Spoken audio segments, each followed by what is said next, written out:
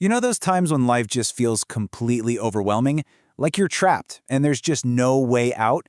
Well, in this explainer, we're going to look at a spiritual strategy designed for those exact moments. We're breaking down a two-part framework for finding your path to deliverance. So, let's get into it.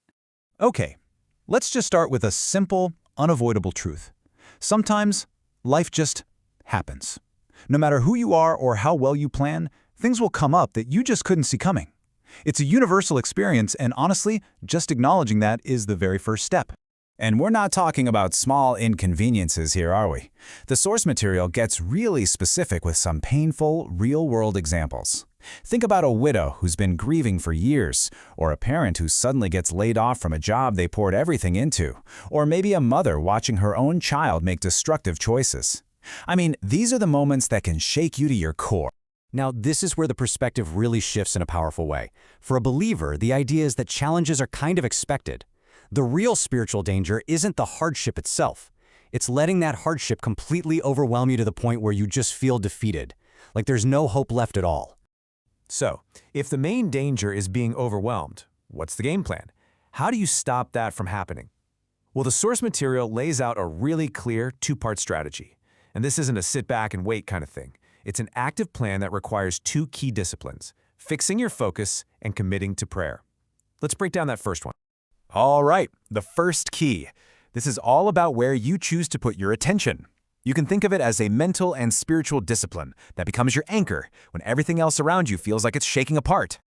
And the instruction here could not be more direct. It's repeated for a reason. Fix your eyes and fix your mind. The whole idea is that when you're in the middle of total chaos, when everything around you is screaming failure and doom, your gaze has to be locked onto the one single, dependable source of help. This leads to a really powerful concept called having a stayed mind. Now, this isn't about pretending you have all the answers, not at all.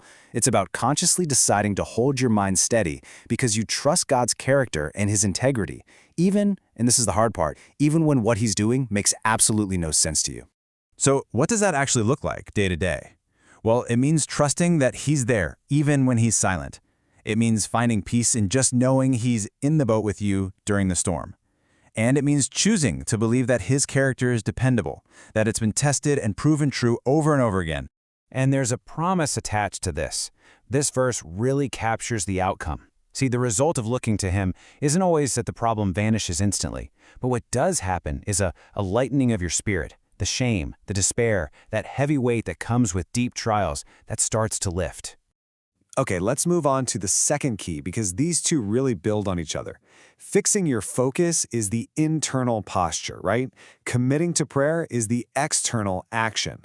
And the source is crystal clear on this. The absolute worst time to stop praying is when you're in trouble. But why is it so critical? I mean, let's be honest. Sometimes prayer is the hardest thing to do, especially when you feel like you're not being heard or you just feel defeated. Well, the source material explains that prayer isn't just for comfort, it's a strategic necessity. So prayer has three key jobs in a crisis. First, it brings a kind of supernatural peace that literally guards your heart and mind. Second, it's your main tool for spiritual warfare, for pushing back against the negative spiritual forces at play. And third, and this is so important, it's often in prayer that God reveals the hidden vulnerabilities, the access points that might have allowed the attack to happen in the first place. And that leads us to this fascinating concept called breaking the hedge. Think of it like a spiritual fence of protection around you. The source explains that sometimes, through our own actions, we can create a gap in that fence, which gives an opening for an attack. And this can happen on purpose, but more often than not, it happens completely by accident. So how does that hedge get broken? Well, the source points to three main access points. First, disobedience. That's when you willfully violate a spiritual principle. Second, ignorance, when you just don't know you're creating a vulnerability. And finally, covenants. This can mean negative agreements or ties, like unhealthy soul ties or even generational issues that grant access. So, let's bring this all together.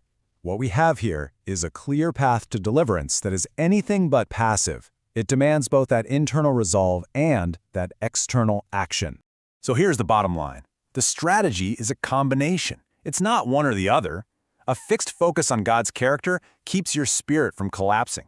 At the same time, a consistent commitment to prayer brings peace, lets you engage in the spiritual battle, and can even show you the root cause of the problem. You need both. And we end with this incredibly powerful assurance from the source material. Notice, it's a conditional promise. The guarantee of a way out is directly tied to your ability to maintain that fixed focus, to keep your mind stayed on Him no matter what is coming at you.